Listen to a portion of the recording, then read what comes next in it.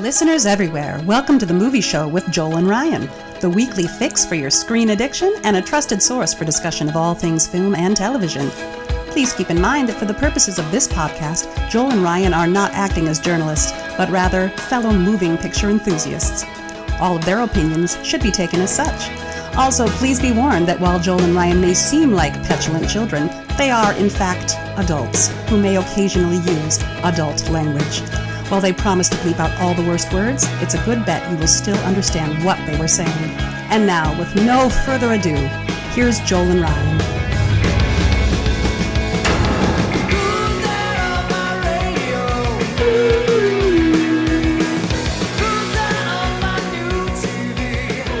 That's right, folks. The oohs are back. We got some oohs. Welcome to the Movie Show with Joel and Ryan, the podcast where it doesn't matter what you do the night before. You can party, you can drink, you can do whatever, but a man is at the podcast by dawn. And man is never late for a podcast. Yeah, man is never late for a podcast. Welcome to the Movie Show. I am Joel. And I am Ryan. And thank you for joining us for another week. We are getting into it, getting into the holiday season. Which means that And that means a lot more partying for you and a lot less the Movie Show with Joel and Ryan for us. Correct. Matter of fact, we got 2 shows after this show. Yeah. Before the end of the year. And I know that it will be hard, dear listener. I know that it will be difficult. But I just want you to know that we believe in you and we think that you can do it. We think that you can make it. You can make it. We'll give you a little bit, but you know what? We'll always be there. You can always go back and check out some of your favorite episodes.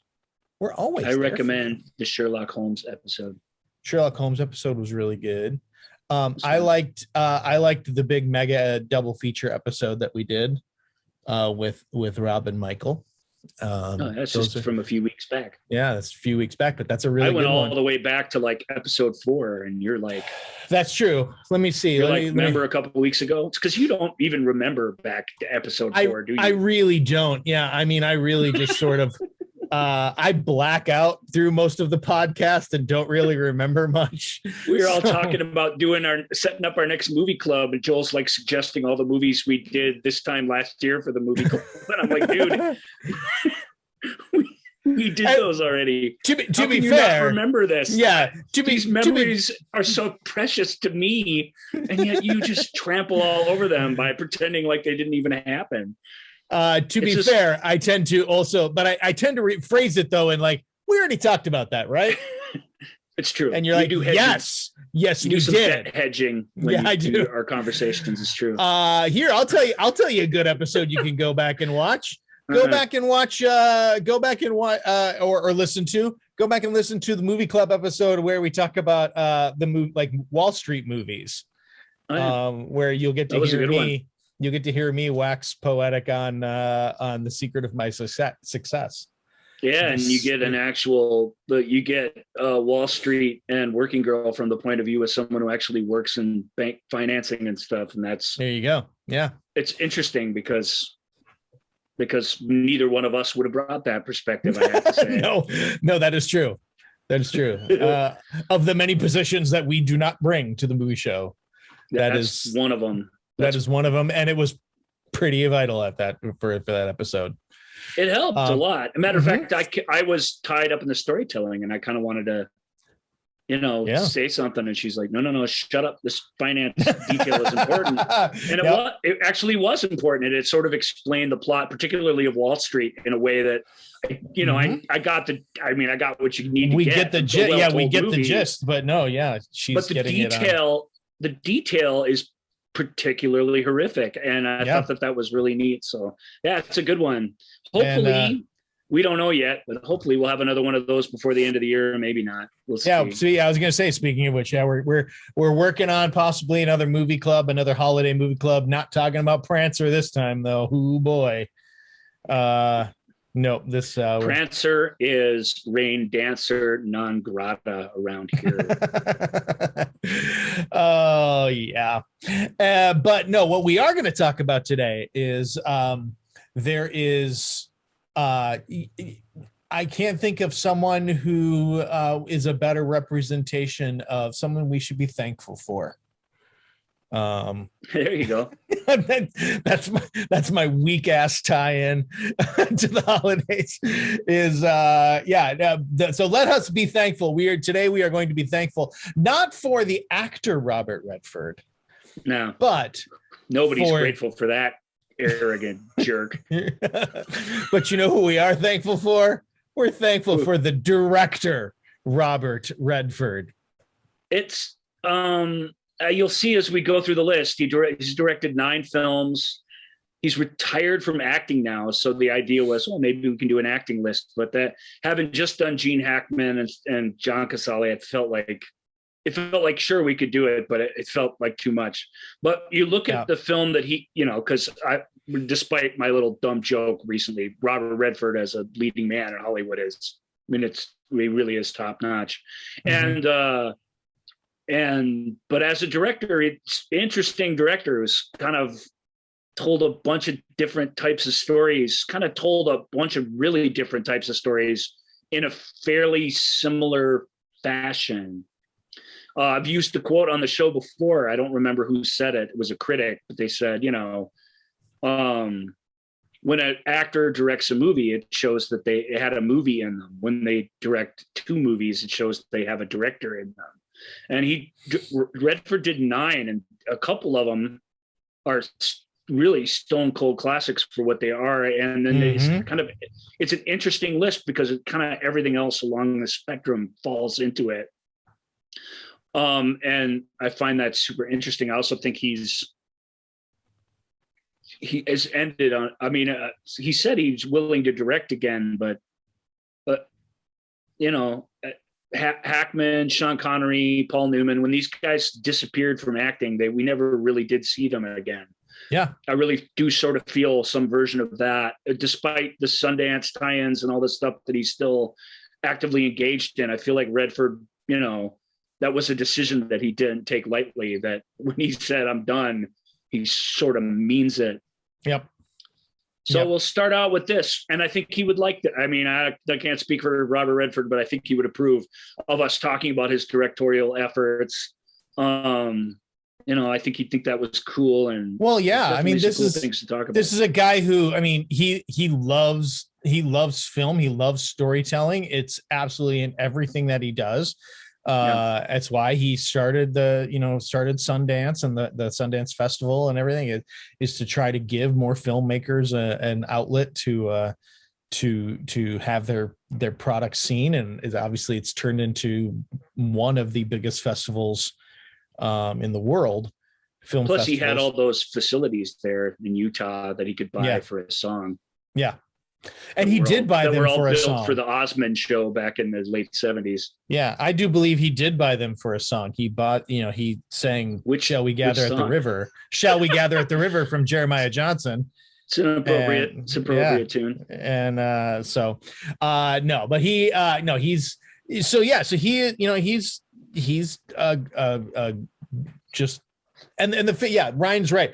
Do we want to talk about the Redford style, or do we want to sort of unveil the Redford style as we? I think we'll let the Redford style. I think we'll let it speak for itself as we go through, because there's like I said, the stories are varied as stories get, but there is a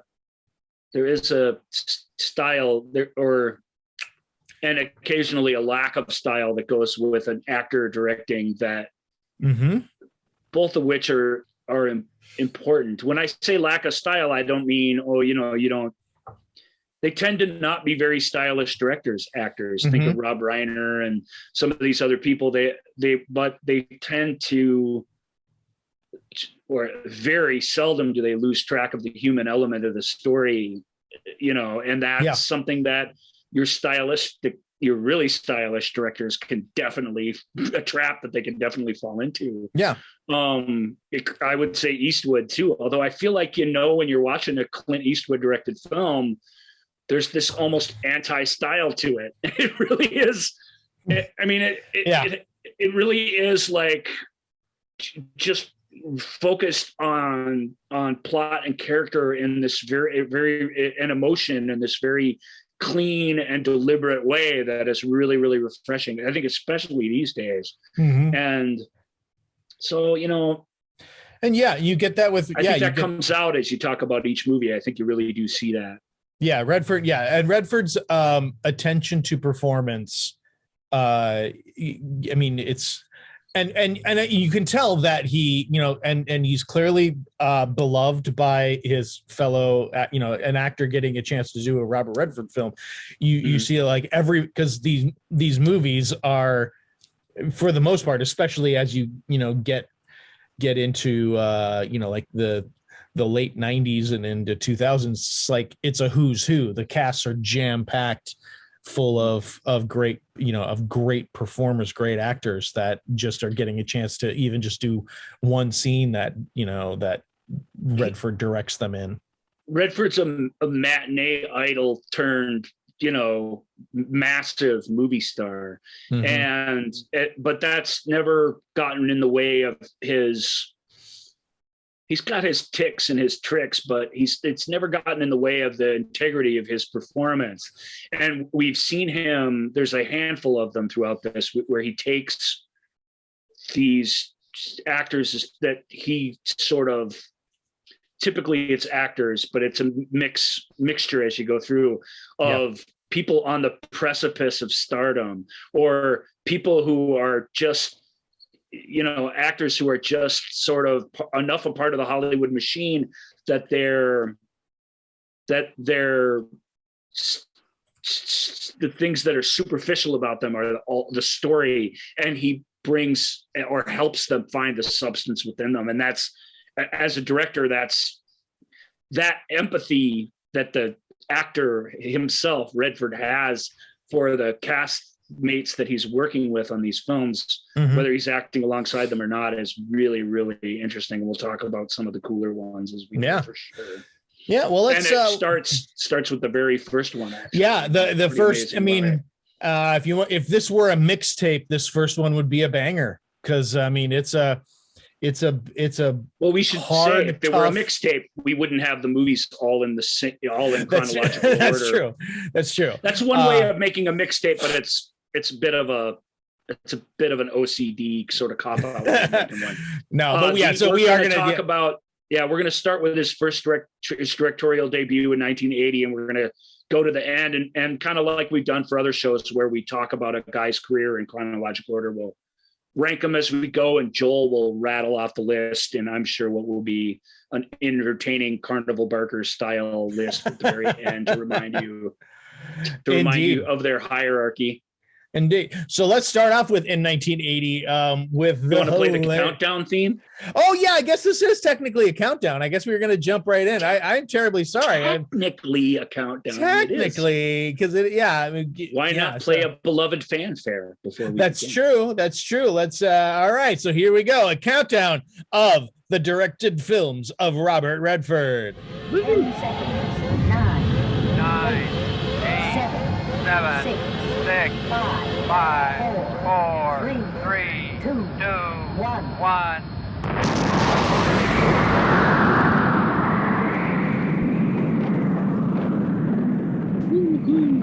There you go. It is a countdown. Legit.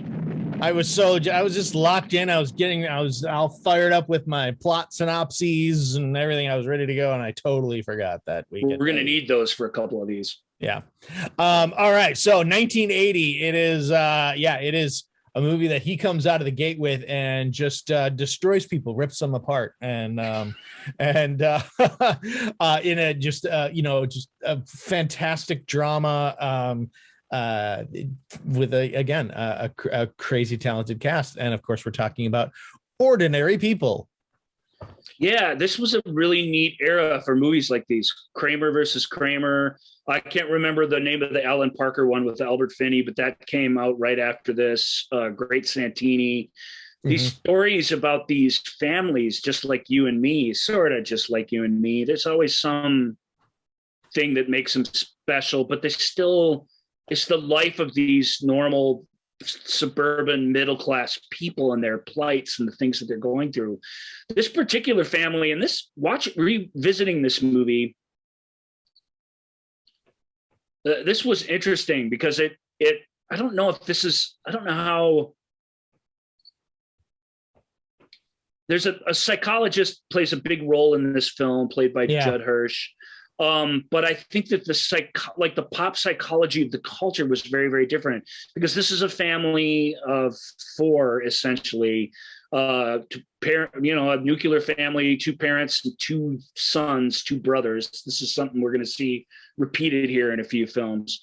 But the thing that's unique about them, I guess, is that, or the inciting incident of really everything going on in the film, is that one of these boys before the movie even starts, was torn from the family in a boating accident and drowned.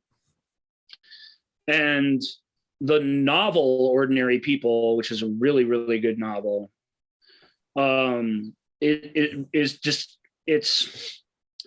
it's exploring a couple of different things. One thing is depression and how one functions with depression.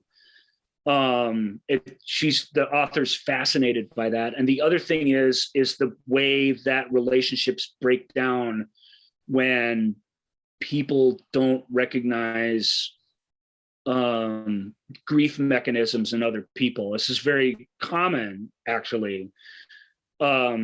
That those things become conflict between people because they remain unrecognized, and recognizing them, especially if not everyone's willing to do that and deal with them at the same time, isn't necessarily the solution always either.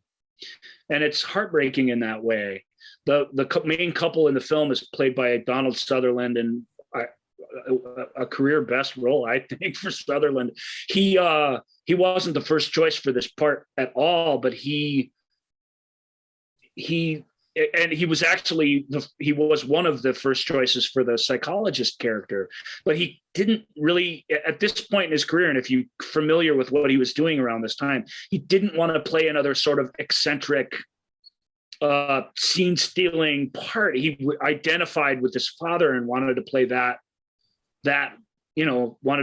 role. And they said, well, okay, we'll think about it. They tried a couple other slightly more conventional leading men before coming back to Donald. Yeah. And I mean, what they got from him was so strong. He plays his stuff so honestly and believably. And that's sort of the magic of the whole piece.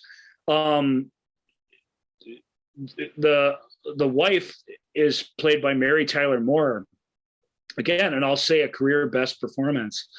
And a really, really misunderstood character in both the novel and the film. I think there were a lot of people who still say, oh, she's this, she's that. Like, there's people who really reject and dislike this character and her effect on the other people in the story. And I don't think the film does that. I don't think Redford does it, and I don't think the author does it. And I think Mary's approach to the character is really extraordinary. So I really hate when I hear that, but that was the common refrain, that she's almost a villain of the piece. And yeah, the villain is this tragic death, really, that, if there is one, there probably isn't one. But Mary Tyler Moore, who and this is the one thing that's miraculous about her in this film, none of her usual things are on display here at all. Like nothing of hers is here. Part of that they had to fight against a little as they were doing the movie, because I think some of it did show up, and they sort of, but it was a real partnership between Redford and Moore to get a performance to where that's so good that people almost turn against her in the film. Yeah. There was those awkward moments where, they're talking about the kid's death, and she's like, "Oh, Rob," and then we're like, "Oh, come on, you can't," And Redford, we cut. Yeah, there's all this behind the scene. Yeah, all this behind the scene. No, it's a neat story how he thought of her, because she was a tough sell to everybody involved in this. This was a modest movie, so the artistic choices that the artists had, basically they got their way on, because there was not jillions of dollars at stake here. You know, even during this time period, there wasn't in most movies, but it wasn't, you know, Flash Gordon where the studio wanted somebody with this shaped butt or these width of shoulders or any of that nonsense. This actor's got a lot of heat right now. We got to cast him. But Redford was out walking on the beach for his California property that he lived on, and he shares that with Mary Tyler Moore's home somewhere down the beach. And he just saw her standing out like a sweatshirt and jeans and staring at the ocean in a sort of contemplative moment. And he didn't recognize her. And then when he did, it made him look at her in a whole different way. And you see this a lot. Most famously, Leonard Nimoy, who really took people that were pigeonholed into being one thing and put them into roles where they could be something completely different, because he felt that and felt like part of his job when he was a bit of a Hollywood mover and shaker was to give people the opportunity to do something different that he felt he didn't quite ever have. And this, though, was something different. This was some weird soulful connection, some haunting thing that Redford was haunted by, that he could never get out of his head, that Mary Tyler Moore was this woman. And she was his first choice. She was very interested in doing it, because what actor wouldn't want to do a drama with a lot of meat on the bone like this, and to do something different than they've always been done or than they've been being asked to do. She calls it, I can't remember the term she uses, some rare thing, like the holy grail of her performance or something. Like it's just this rare, fortunate, lucky thing that she did, even though, like I said, she got a lot of, man, why did you do that? That woman's a bitch and all this stuff. You heard that all throughout the years. I don't think a modern audience would watch Ordinary People if you've never seen it and feel that way, honestly. I think from a psychology standpoint, we're all open-minded. In fact, it's weird watching it. It's weird how all the ancillary characters, family members, coworkers, neighborhood people, all sort of just dance around the fact that they've had this incredible, profound loss in their family. Like it's just something you sort of move on from, life goes on. That's sort of the attitude of the world of the story. And I feel like we could benefit from a little of that, honestly, today, where we can let things anchor us in ways that aren't healthy. But it's surprising, because it's not, you lose somebody close to you today and it's the huge thing that it should be. And I think the world around us are everybody, they don't put up with you just disappearing from life forever, but they really do. I think we really do respect each other's need to mourn and respect life-changing incidents like that. Apparently than they did in 1980, if you're going by this film. But I buried the lead a little bit. The main character of the story, even though he's just a supporting actor at the Oscars somehow. We'll never figure out how that works, but is the son that was left behind, who was part of this accident, who was able to hold on a little longer and survive during this storm and this boating accident, and has tremendous survivor's guilt and all kinds of psychological, emotional hangups as a result, played by Timothy Hutton in a stunning performance. And his stunning debut performance. Just amazing acting by Timothy that you have to give Redford a little bit of the credit from, although Hutton certainly continued to prove that he was a powerhouse in the films that he did after this. In fact, he almost stubbornly only did good, meaty, substantive films. He needed to have a Back to the Future in there somewhere, so that, you know what I mean? So that we didn't quickly sweep him under the rug the way Hollywood kind of did. But hey, look, I'm not, Tim's got a great career. He's still around doing cool stuff. So I'm not going to lament all that too much, but he's a serious guy, and he's playing this serious kid. And there's so much real vulnerability and so much of himself and the way he delivers things and reacts to things. Young Timothy Hutton and young, both in their film debuts, Elizabeth McGovern, go out on a date in this film. And it just, the you just see the greatness. It's not in that showy. It's what we talked about when we were talking about John a few weeks back. It's not in that showy, here's my big monologue. There certainly is that in the film, but and that, as I say, nailing that is the sign of an actor that deserves to be in a film like this. But there's so much more that you have to do, these quiet moments and stuff. And these two are just embody these two awkward kids who can't communicate. Yeah. But want to sort of desperately. And it's all that comes through in this glorious, real way that I just find stunning.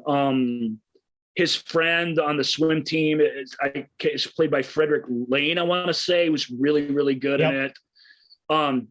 James B. Sicking and Basil Hoffman and these handful of really good actors sort of appear around them. But even McGovern's not in the movie that much. But she's a delight. Yeah. It's fun. It's really fun to watch her in it. Dinah Manhoff, I guess I should mention her too. Hutton's character's tried to kill himself, and he's back out of the clinic and he's back in school, and he's just trying to manage his depression in a it's not okay to be not okay era. And it's just difficult, and he does the best he can. He's honest with people when he's painted into a corner, but that just wanting to be normal desperately, and that not wanting to feel this stuff, and that just wanting to avoid triggers, it all feels very honest and real psychologically. And I just appreciate it so much. Hirsch is fantastic in it. He did his work, I think, in 8 days or something, because he had to get back to Taxi. Yeah. But he's fun. He's fun as the sort of Robin Williams, Good Will Hunting character. Basically, this is very much an early template of that kind of guy. He's obviously a nurturing guy, but he's a confrontational psychologist. Yeah. And you get the sense that that's right. And that's what you have to be, that this, until you deal with stuff, you're not really dealing with it. As sympathetic as we are to not wanting to deal with it, it's really, really powerful when they do. And I think it leads the story into places you don't expect. It was rightfully a Best Picture nominee. Hutton won, was the youngest to win Best Supporting Actor. I think that was beat by Anna Paquin, I guess, eventually. Yeah. But and technically not, because it's different category, but I sort of, Yep. But it was revelatory at the time, and it turned him into something of a lower scale film, but still something of a movie star for quite a while, for the next 8 years or so. Yep. And we got a lot of really great work out of Tim. Falcon and the Snowman and Daniel and Taps. And I mean, the list just goes on and on. Like Turk 182, one of my favorite movies. Turk was sort of the beginning of the end, but sure. We like Turk 182. We like Bob Clark around here. We seem to not be able to avoid talking about Bob. He might deserve his own show. Yeah. Because I look at him and I'm like, well, he doesn't, but maybe he does. Turk 182 is fun, but it's more of a straight to HBO kind of silly fest. I'm not sure that's what I have in mind, but way to get that one in there. And that's like the commercial sellout film that it's that, like, if I'm going to do something as cheesy as this, why did it not make a lot more money? It's kind of sad. Right. Actually. Right. Maybe that'll show up on their next HBO special. That's kind of where I figured it would end up. I mean, it did. It won a whole host. It won Best Picture. That the Ordinary People is the famous story. The Ordinary People beat out Raging Bull for Best Picture, which some people can't forgive it for, but it really is a movie. And this is, again, it's a movie talking about mental health in 1980. There was, that's that wasn't a thing that was talked about. Well, Raging Bull sort of deals with that. Well, to be fair. But yes, look, Raging Bull's the black and white sort of, the big bombastic major period drama with all the artistic pretensions attached to it. Raging Bull is pretty special, I have to say. Mm-hmm. But I Ordinary People is really, really special. It's maybe not unique for its time because there were a lot of movies like this at the time, but I think it's better than it's a tick better than Kramer versus Kramer and some of the other films around the same time. It really is a brave and special film, even if for the filmmaking itself is simple and conventional to a fault. That's what serves the story. And so this was a great debut and a great fit in terms of what the project was and what needed to be bled out of it. Redford, you have to give him all the credit for that. I just think it's really, really strong. I think it's a really strong story about a high school kid. It's a really strong story about a couple trying to deal with loss and, who love each other, but cannot connect on the most important thing that happened in their lives. Mm-hmm. And you think, getting married, you think, seeing my son born, like these are supposed to be the most important things in your lives. Losing your teenage son, the rabble rouser of the two, but the one that always got along with people easiest, like losing that bit of charisma in your family unit. I mean, it's unimaginable if you haven't gone through it. And this film it engages your empathy in all the right ways, and it's really, really powerful in that way. Yeah. And so I really, really like it. And it does have a raging bull character in it. She just is a normal person. Yeah. And that makes it all the more human and amazing. And so I really love Ordinary People. I kind of see what I'm a film nut or a cinephile to the degree that I get the debate, but right. I also see what connected with people with something like Rocky or something like Chariots of Fire or something like Green Book. Like, I get it. I really do understand that sometimes that cultural thing that makes you feel a certain way takes the day against something that's probably has a lot more artistic flair and power, but maybe slightly less human power. I don't know. I love Ordinary People. We have it as what, number 2? It is our number 2 Robert Redford film. 2 out of 9. Film. Why couldn't he have made 10? This could have been a top 10 list. It would have been. That's really the reason why I hesitated playing the countdown theme. It's because it wasn't 10 a full 10. Missing, right? Yeah. All right. Next one, we have to wait 8 years for Redford to direct another film. Yeah. And when he does, he goes, he was busy making The Natural and Africa, he wasn't doing nothing. Yeah, he was being a movie star. He wasn't doing nothing. It's just he was doing other things and finally found a project that he wanted to direct again. Yeah. And the movie that he directs in 1988 is called The Milagro Beanfield War. I just watched this for the purposes of the show last week. I'd never seen it before, and I knew about it. I knew partly about it because I think Dave Grusin won the Oscar for Best Score over John Williams for Empire of the Sun, which I was kind of bouncing off the wall in protest about.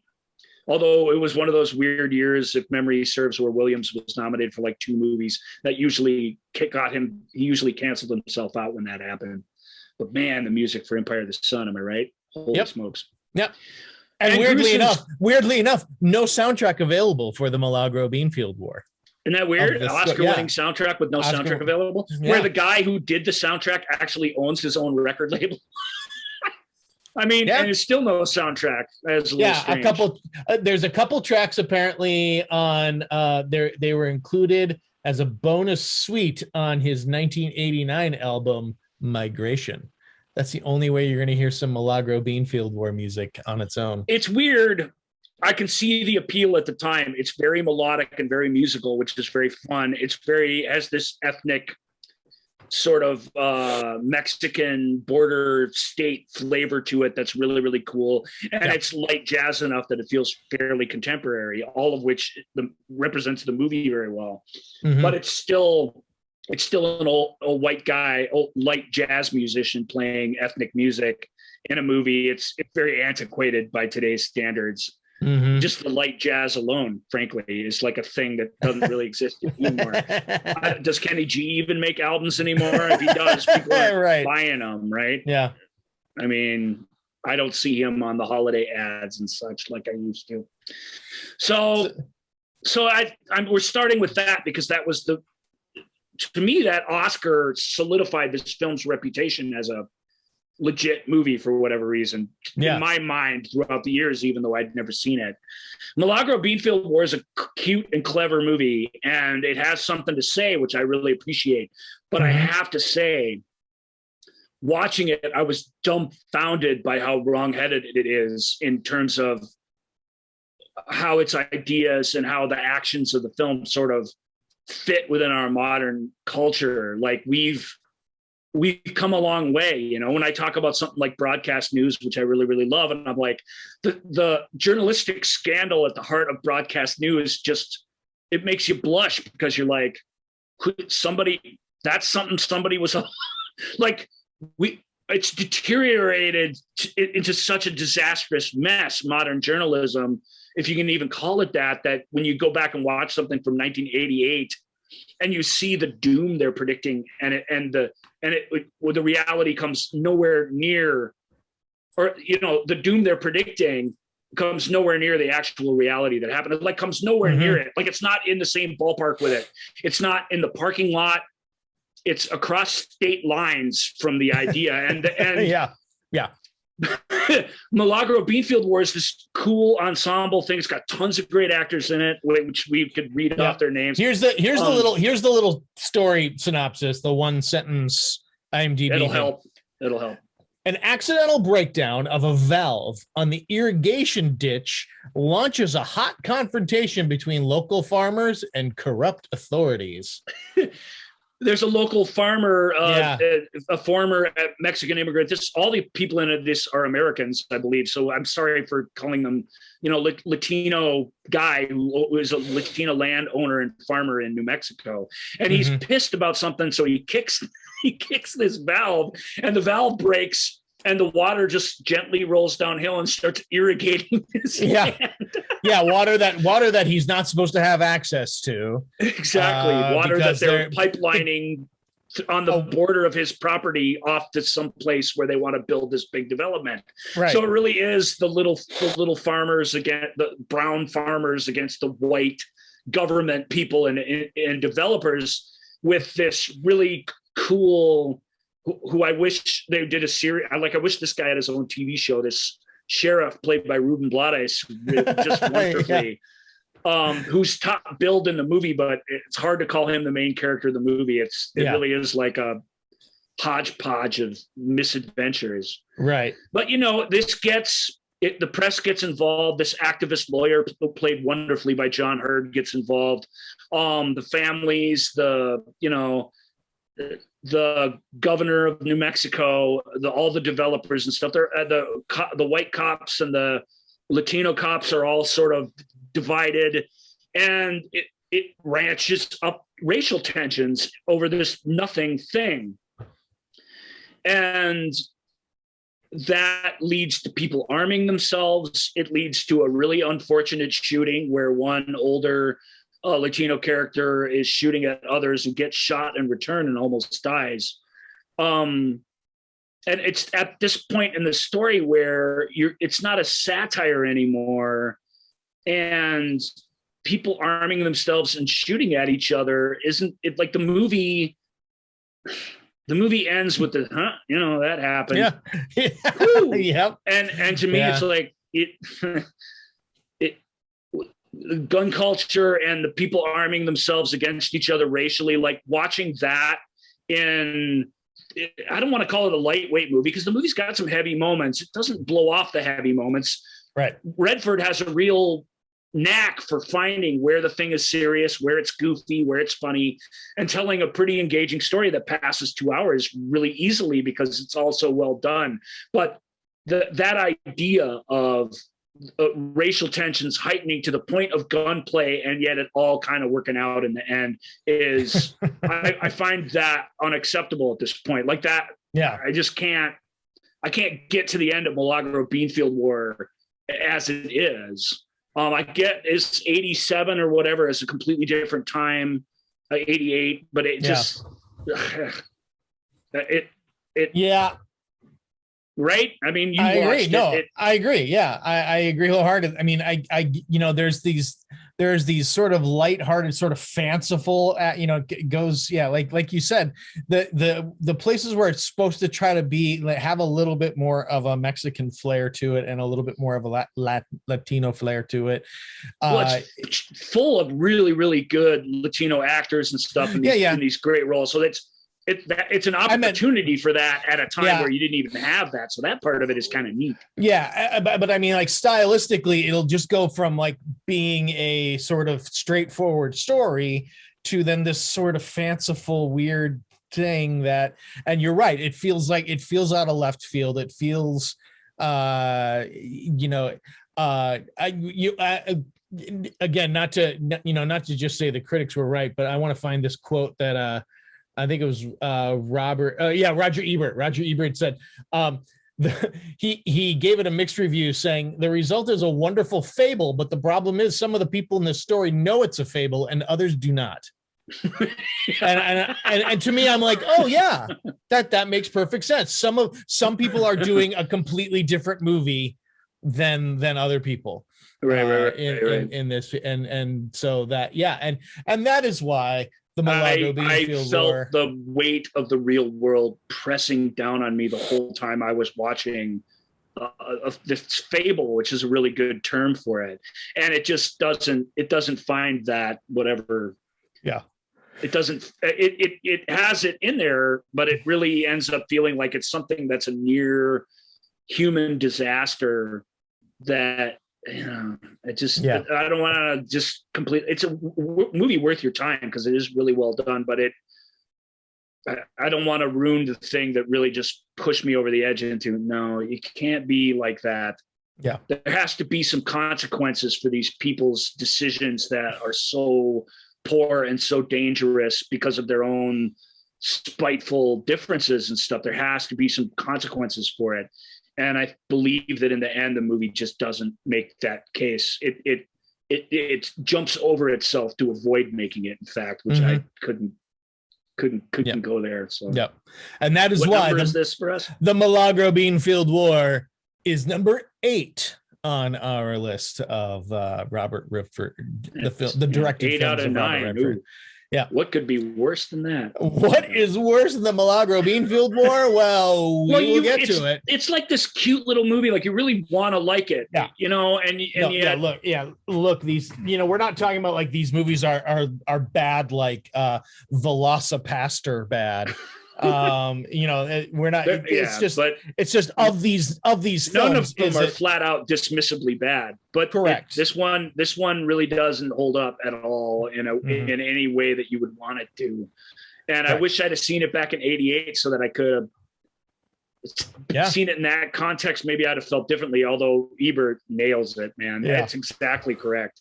His take on the tonal missteps of it is exactly correct. Mm-hmm. And yet his sort of, even in his criticism, which cuts right to the heart of the thing, his acceptance of it and his understanding of it is there too, which I can understand somebody having that kind of reaction to it as well. Yeah. So, so hey, Ryan. Daniel Stern's fun in it too. There's a lot of fun. Emmett Walsh is in it. Jerry Hardin. It's a really good, cool, interesting group of actors. Yep. So who's really, really handsome?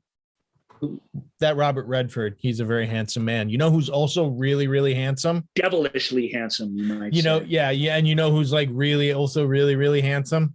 Who? That Brad Pitt. Yes. That Brad Pitt is real, real handsome. And you know what happens? Pitt's a handsome fellow.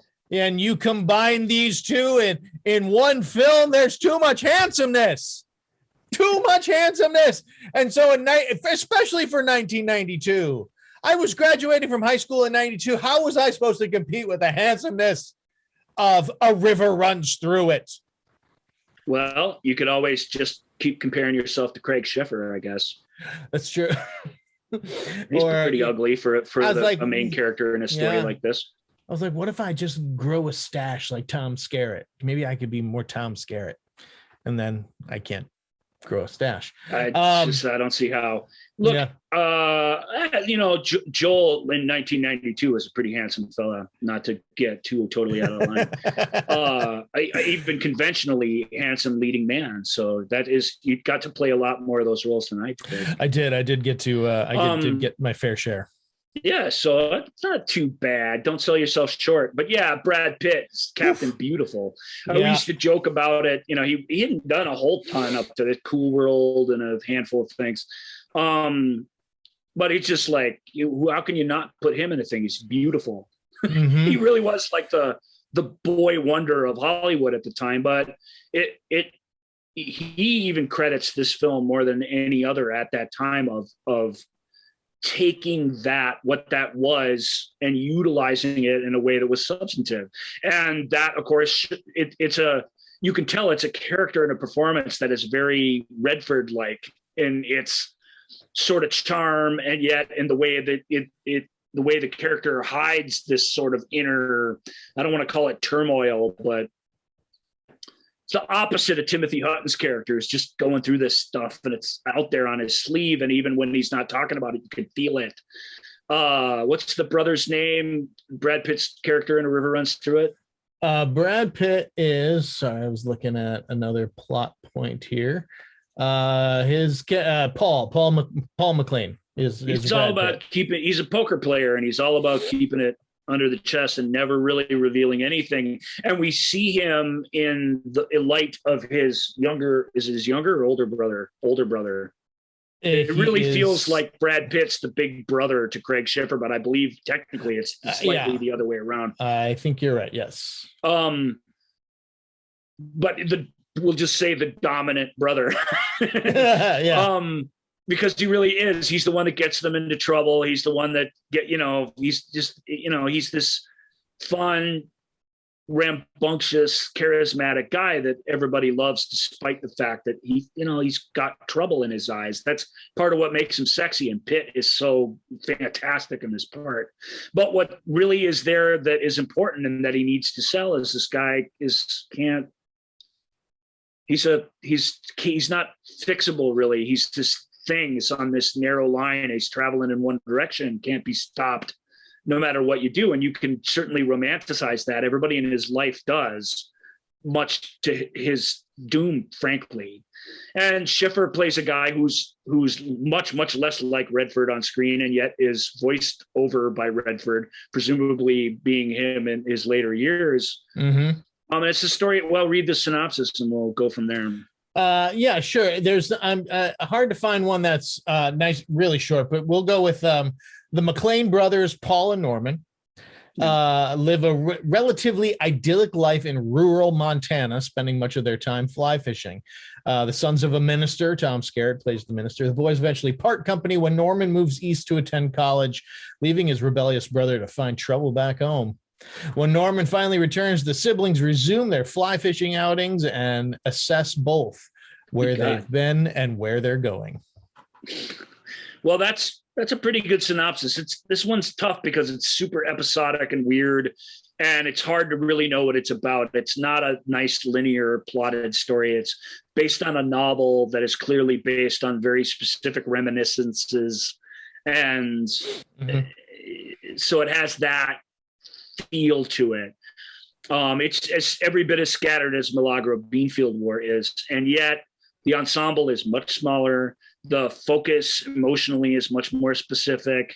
The big broad strokes are relatable, sort of. I mean, because these are sort of cliched characters: the cute, troublesome younger brother, the contemplative, sort of brooding older brother, the overbearing yet warm preacher father. All these things are things we've seen in movies before, so it feels very familiar. And I don't even know that the plot of it really is any good or terribly useful. I rated this, Joel rated pretty high, I rated it even higher, and it's because there's something just quintessentially Redfordian about the way this film is done, and it really, really did connect. It's a small, weird voiced over period drama, you know what I mean? That's relatively formless. And yet it really, really did connect with audiences at the time. And I think that's because it says something universal about humanity. You know, and there's a poetry to the novel, which normally I don't love voiceovers, but it's hard to begrudge Redford reading passages from the novel as time passes, because you get the language of the thing in sort of a glorious way, that even though the characters do a good job of conveying all that, it's neat to have a sort of overseer talk you through it. It's stunningly shot, stunning period details, costumes, cars, cabins. The fly fishing scenes on the Big Fork River in Montana are amazing. They're just glorious. Magic time shooting stuff, rays of sunlight. There's plenty of humor in it. There's some romance. It's just this prestige movie hodgepodge of stuff that works much more often than it doesn't. So yeah, I really like it for that reason. I think, you know, I think you've got a director, actor who related to the material, wanted to tell the story, and told it with a great deal of integrity. And even though as a movie, it's not as clean and pointed, I think, as you want, I think I've never read it, but it captures the feel of a novel on screen in a way that I think is undeniable, and that I think people who like the novel really like the film. And that's certainly not always how it shakes out when you're doing adaptations and such. Yeah. Great music too. I can't remember who does the music, but it's lovely. Oh, of course you do that as soon as I'm Joel, as soon as you're ready to segue to the Mark next Isham. thing. Mark Isham did the music perfect fit, perfect fit, a composer and material, and it's glorious. So I really like it. At the same time, I just rattled off what I like about it. At the same time, I'm not sure how really good it is. It does feel like it is a little unfocused, right? I mean, is that the term? Yeah, but especially when it comes to, you know, brother relationships and father-son relationships, it's, you know, it's hard not to. It absolutely lands those moments that, you know, are just, you're like, yeah, dang, yeah, you know, it feels lived in. It feels real. It feels. And I think it's one of the top most. This is a word I said that a Redford project really does tend to eschew. It's one of the more stylish films. Part of that's just the period trappings and the outdoor cinematography, but nevertheless, those things are played up. The music is played up. The melodrama is played up. And so you really do get this. It's just this broadly entertaining thing where that could have collapsed at any place and kind of doesn't. The house of cards stays together to the very end, and that is kind of magic, I think. Yep. So that is our number 3 film in the Redford list. It's his number 3 film, and it's our number 3 film in the countdown. Nice. There it is. That's called Synergy. Anyway, our next film is from 1990. A couple years later. Years later this time. Yep. Is from 1994, and it is a movie about the game show scandals of I started a sentence and then didn't like the 1958 game show scandals. Quiz show scandals, they call it. Yeah, the quiz show scandals. Yeah, so it's Quiz Show. It's Quiz Show. 1994's Quiz Show, starring Ray Fiennes and John Turturro and Rob Morrow and a whole bunch of really awesome actors. Paul Scofield. Paul Scofield, good Lord. it's amazing because we just watched something that felt like a come from Redford's soul, truly. River runs through it. That's the power of it. This film, by comparison, is completely mercenary. It's also a period movie. It's very lavishly done. It's an ensemble film where the acting is really, really important. It's a real life story. So it's got a lot of this sort of stuff that he's shown that he's good at, but Redford, it's hard when you're watching it, and maybe this is a testament to how good the movie is because you're not even really thinking about these things when you're watching it. Mm-hmm. But it's hard to imagine Redford behind the camera of this particular film in a way where it's so easy to imagine him behind the camera of A River Runs Through It. Yeah. It's not hard at all, partly because he keeps talking to you throughout the movie. That helps, but that's not a knock on Quiz Show. In fact, that might be one of the things that's so powerful about it. I don't even know where to start. Why don't you read? You got a synopsis of this that's hopefully shorter than that last one. Let me see here. Where is everything? It all went away. Quiz Show. Okay. Quiz Show is a young lawyer, Richard Goodwin, investigates a potentially fixed game show. Charles Van Dorn, a big-time show winner, is under Goodwin's investigation. Goodwin, played by Rob Morrow, in certainly a career best performance from him. I don't think there's any question.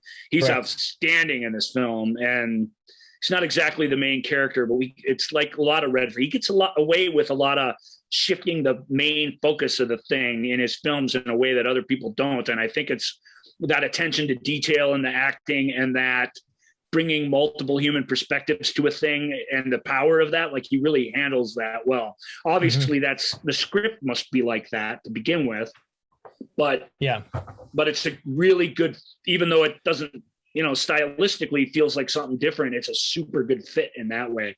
Morrow's great in it. Ralph Fiennes in this tiny little window he had where he was a Hollywood leading man following up his Oscar nomination in Schindler's List.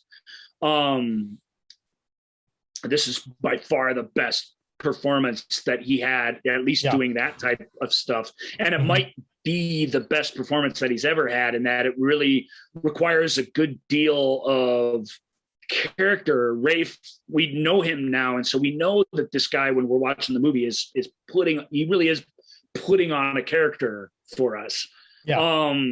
And yet the guy feels like somebody that we completely get to know. And despite his sort of tied up into this scandal, I always say this, Joel watches things slightly different than me. Maybe you do too, America. I don't really know. But I even when somebody's flat out bad guy, when the cops are breathing down their neck, I get caught up. This is why one of the reasons I love movies so much is I get caught up in the chase. I want the rabbit to get away almost every time, even if they're terrible people. Something about me, I'm wired in this way that's somehow what I'm invested in. And and in this case, the situation this guy gets himself into is so relatable and so understandable and so harmless in a way that you really, like him, just wish he could squeak out somehow the other end of it and it would all be okay. And to some degree or another, spoiler alert, he does really. I mean, to be fair to the, to the story, it's not some awful piling on, but he becomes the face of this scandal that, deserved or not, he absolutely becomes, he is the face of it because he was the biggest thing in the world, or maybe not in the world, but certainly the biggest thing. He was television. He was a big television star. You can't compare it to being like a longtime Jeopardy champion, although that's close. These were the prime time shows of their day. you know, the Requiem for a Heavyweight, like Friday night theater stuff was not the thing people were tuning in. There was no Charlie's Angels. There was no Starsky and Hutch. There was no Dukes of Hazzard. It was these real life characters and their real life opinions and people who were celebrities for just the things they thought or the things that they knew. And of course, it's inevitable that because that's what was at stake, America's interest, that it became a fixed stage thing. And I mean, it has absolutely the weight of inevitability to it. There's no question that it would have gone until it was deemed unacceptable to be that way. It was totally going to be that way. David Paymer and Hank Azaria are absolutely fantastic as the show's two kind of movers and shakers who manipulate that behind the scenes. Paymer, Azaria is always great, and he brings a lot of great stuff to this, of course. But Paymer in particularly, wow, he really, when he has to make his case for why they did what they did, it's expert and heartbreaking in a way. It's kind of amazing. He is a weasel in a suit, and it's it's really. But even great. even he is relatable and understandable in a way that in a lesser film, that guy would have been a ridiculous, over the top dude, and this dude isn't. And of course you can't, as brilliant as Fiennes is in it, and he's the guy holding down the fort without a doubt. It's his movie, and he's absolutely brilliant in it, I think. It's John Turturro who comes in like a tornado in every scene he's in. He's the slighted former champion who has to be humbled on TV by not knowing the answer to a question after months of being the champion, not knowing the answer to a question that literally everybody in America knew. Like the way they write his out. Yeah. You know, and Turturro plays him like a guy on the edge. He plays him like a guy who's like a Bobby Fischer type of character who's not entirely stable, but has a legitimate beef with the world and with the network.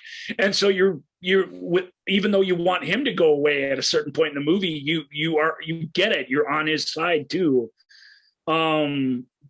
John is fantastic at this era of his career. Barton Fink and the stuff that he was doing is just out of this world great stuff. And this guy's this character and this performance is really, really at the heart of that. Schofield, who's a very, Shakespearean British sort of, just incredible heightened like stage actor, is so subtle and simple in this film, and he's fantastic in it too. And I really adore the story.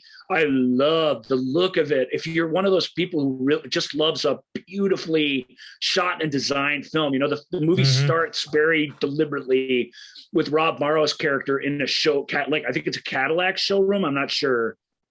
He's in a showroom, an automobile showroom. I can't remember the car, but it's getting showed off all the features, and the car is on this turntable, and it's all kind of done in one shot. It's just gorgeous and amazing, and shows you the salesmanship and the beautiful like remnants of Art Deco design that we had in the late 50s.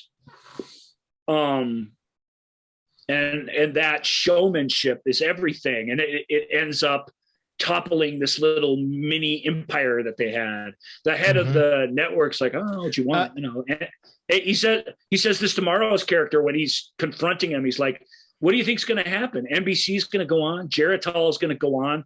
Everything's going to go on. Everyone's going to go on. All you're doing is making a big mess over what? And of course, he stubbornly refuses to believe that, but we all know that's true. And he has to learn the hard way that it's true. And so it's heartbreaking on multiple levels. It's weird, Joel. You can really, really enjoy it because people aren't shooting at each other in the desert. You know what I mean? Like, you really, yeah. Right? Oh my God. Yeah. We were talking about this. You and I were talking about this, I think it was maybe after last week's show. I can't remember when we were talking about this, but when we were talking about some of these things and how, this movie came out in the same year as like Pulp Fiction and Forrest Gump and Shawshank Redemption. This movie is not, it's not, the stakes are not life and death. There isn't anyone shooting at each other. There isn't, and yet you're just, it's frame by frame. It's just riveting. It's just so, it's not even an over the top emotional movie, really. It's not. It's about very polite, relatively decent people who get all wrapped up in this sort of weird, scandalous thing, and they become the thing of the hour, the thing that needs to be brought down, the thing that needs to be punished and canceled. And then of course everyone goes on with their lives. There's a tragedy to that that's really, really sad. Yeah. And yet there's something almost, I don't want to say uniquely American about it, but it's such a cool slice of Americana and the early days of TV. And there's a romanticism about it too that's very, very appealing. And so, yeah. Who's also really good in this? As in a performance role? Martin Scorsese as the executive, as the head of Geritol. And just with that Scorsese grin, when he's just like, he just gets that grit. It's unlike any smile that anyone else ever has. And he just, and you just know it is a Cheshire cat smile that is just like, and it goes back to that, who's getting hurt? Yeah, Mira Sorvino is really, really good in it too. And Mira Sorvino, I was gonna make sure that she got in there too. Because it's like a lot of films of the era. It's not really about the ladies. Turturro's got a wife, and they're around, but that character. Well, let's give it Joanne Carlo as Herb Stempel's wife, as Toby Stemple. Yeah, right. She's great. She has a couple just heartbreaking. Who's the new champion that shows up at the end? Grace Phillips. She's pretty great in it. But I think it's Mira that. I think it's Mira that we can relate to the easiest, and I think because of that, we're even though there's a sense of inevitability to all of it. I think we're emotionally blindsided because that's the character that gets what she wants in the end. And are we really satisfied with that? What is it about us that wants that? In a way, it's a really complicated, interesting character because she really wants her husband to bring this thing down. At the same time, she doesn't. Morrow's character has a real affinity for Fiennes, and that there's a friendship there that develops. And there's this sense that Morrow is going to bring down television and leave the individuals out of it, and nobody will really get hurt. And she's like, I can't remember what they say, but it's like there's a great line where it's like putting blah blah blah on trial and leaving out blah blah blah or something. And the metaphor, I'm not remembering it, but it's fantastic. We do look right past the movers and the shakers to the recognizable faces, and we do want to blame them and move on and sleep soundly at night, regardless of which parts of whose lives are sort of destroyed. And I think that Quiz Show is a near perfect film, actually. Yeah, me too. That's the reason why on our list it is the number one movie. Really, really good film. So anyone who's somehow let that one slip by, it was a year of really amazing movies. Check it out. It's really, really good. Yep. Sorry, just real quick, seeing if I could find this. Finding this quote, and I just found this other quote though. It's Paul Schofield's Mark Van Doren's character cheating on a quiz show. That's sort of like plagiarizing a comic strip. Schofield is. I mean, he's so good in general. But just, a guy that maybe you don't know and maybe you don't even recognize, but a guy who was a legend to those who knew him and worked with him, and to those who, have a healthy,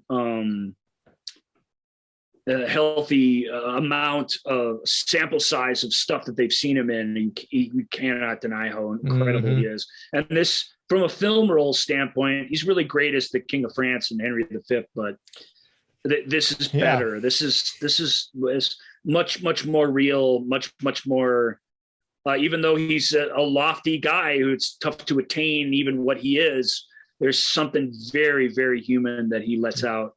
Yeah. In it, that it's his heart. It's truly his heart that has broken the hardest at this event. Yeah. And that really, really lands in the film in an incredibly profound way. So, all right. So 4 years later, we get he directs again. This time, in 1998, we get The Horse Whisperer. Ooh, The Horse Whisperer. The mother of a severely Joel, you're not a big Horse Whisperer fan, are you? Oh, not really. I had to cheat a little to coax this further up the list because it's like, no, I'm just not. Yeah, I'm not a big, Well, these next two films here. Yeah, well, these next three also films based on a novel, and it was Redford's first film he directed that he appeared in, and is essentially the main. It's not really. Again, it's one of those. He's the Hollywood main character in it. He really isn't the main character in it at all, but whatever. Yep. So in a Redford film, those distinctions, to be fair, aren't as important as in some others, which is kind of what's neat about all of these. That's a style thing that I know he didn't write any of them, but he's clearly drawn to those stories where multiple human perspectives are important to get you to the end. And I think that's pretty cool. So go ahead. Horse Whisperer, what's it about? The Horse Whisperer is the mother of a severely traumatized daughter, enlists the aid of a unique horse trainer to help the girl's equally injured horse. The mom, played by Kristen Scott Thomas, because the horse, because of this, I don't even want to say what the tragic event that begins this movie is tough to stomach. And even though it's done tastefully, the hard, harsh reality of it is definitely sold in the film, which it kind of has to, because it's this kind of amazing, inciting incident that makes the rest of the thing make any sense. But in a horse riding accident, it's kind of a calamitous, kind of multi-accident, but the horses were involved in it. This girl and her horse were injured. Her friend and her friend's horse were killed, and the girl in this case is played by young Scarlett Johansson. It's a pretty tricky role, I have to say, that Scarlett pulls off pretty well. It's a kid performance where the kid's sort of the main character and is also sort of the antagonist to her own happiness. And if the film has a big flaw, and I don't know how it could avoid this is anytime we deal with this stuff in a Hollywood movie, we're getting better at it, but ordinary people is arguably better at it from 15 years earlier. But whenever we're dealing with psychological trauma, it's impossible to not oversimplify that. And of course, that's a disservice to what that actually is. I get it. It's movies called The Horse Whisperer, and the horse psychology is even sort of questionable, even though they took great pains to sort of, what they put on screen to have it be useful. They always having to cut corners and to oversimplify things to get the story told in a 2-hour time period. That's just how it is. Yeah. Everybody sort of agrees with that, but there's something beautiful. And again, this more like the outlier in here is Quiz Show. This much more of a throwback to A River Runs Through It, where it's this beautiful outdoorsy guy. This character is a conservationist and just a horse specialist. He's based on a handful of real life people, and one very specific person was actually a consultant on the film. And the mother brings this dude in because she believes that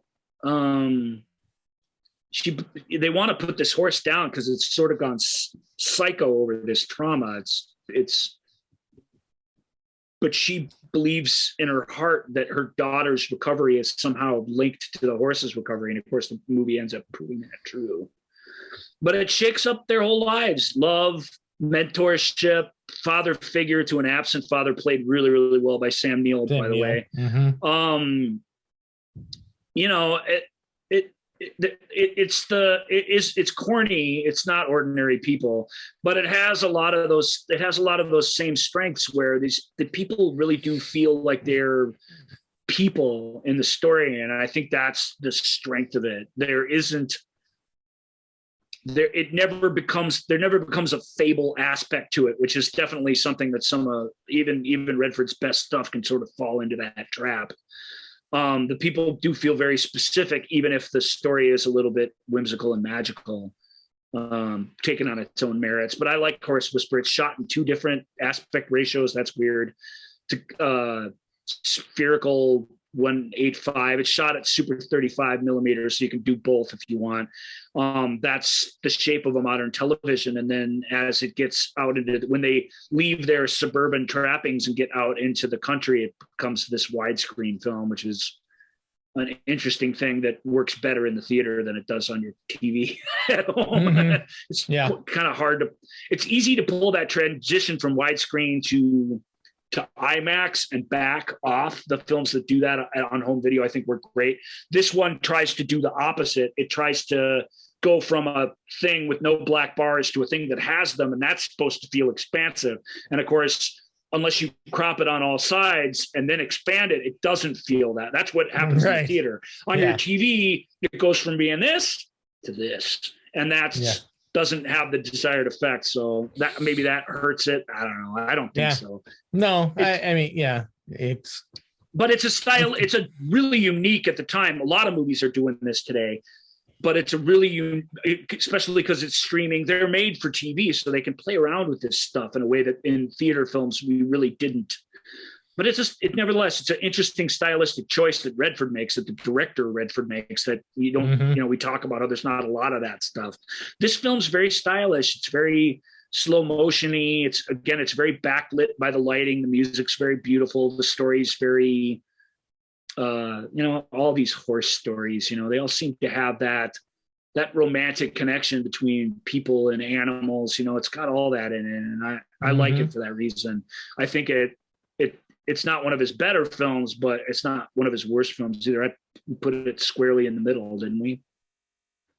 It is number 6. So falling 5 would technically be squarely in the middle. Yeah. So it's at the top of the bottom of the list. A list of pretty again movies. A list of really good films, even all the way down to number 9. But hey. Someone's got to be Charlie. 6. You Horse Whisperer. Horse and Whisperer. Of course, this was that book, and I think because it became a movie, that it introduced that. It was the first use of that term whisperer. In popular culture now. So people often say that I'm a Ryan Whisperer. Yeah, that's not wrong. No. If anyone is, anyway, it certainly would be you. All right, our next movie, 2 years later in 2000, we get a golf film from Robert Redford called The Legend of Beggar Vance. You like The Legend of Beggar Vance. We swapped these on the list. Joel liked this one much better than me. Well, really, no, it could be. It's either. I mean, really, it's a toss-up between. I just know that they're similar, aren't they? In a lot of ways, in the way they feel and sound and appear. I'm a sucker for I am a sucker for sports movies. And so I that's really the only thing that maybe that as I was putting together my list, I was like, well, I mean, I do. I don't love. It is. I'll just say it. It's the magical Negro stereotype coming in, and where he comes, and unnecessarily super magical. Am I right? Yeah. I mean, really the problem. He wanders in out of the fog. He leaves down a beach and you almost think he's going to fade away, like literally before he doesn't. Okay, thank you. But you really do expect him to go off to the spirit world or to open up an umbrella and fly off into the sky at the end of the thing. He opens up the 9-iron. He takes the thing up the 9-iron and floats away. So that's getting ahead of ourselves a little bit, but that is problematic. I don't have a problem with him being an African-American characters like this. They're based on, do you have the IMDb up of this? I do. Yes, I do. Go to trivia. The first trivia in there explains the sort of Greek characters that they're based on. Or the first or second, you'll see it where they say, let's see. It doesn't come from nowhere. This story is based on an very old, foundation of Western civilization story about this landowner, important guy who was basically guided by an angel, if you can believe that, or a god who's masquerading as his chariot driver. The Bhagavad Gita. It is Beggar, Vance, and Arjuna are representations of the Bhagavan or Krishna and the Arjuna from the Hindu text, the Bhagavad Gita.